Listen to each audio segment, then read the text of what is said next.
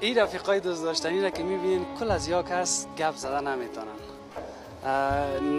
گپ نمیشنون. حال پرسان میکنم اون تا گپ زده نمیتونن.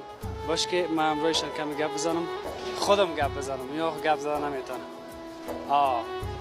خوب هستی؟ جور هستی؟ گپ زده میتونی؟ کم؟ هیچ؟ گوش مشنوه؟ اینجا درس میخوانین؟ چی میخوانین؟ خواه 14 پاس باید جا که فارغ شدین؟ باید جا که خلاص کرد؟ باز جای کار کردن میتونیم که ماش بده. بسیار خوب، بسیار تشکر. بسیار زیاد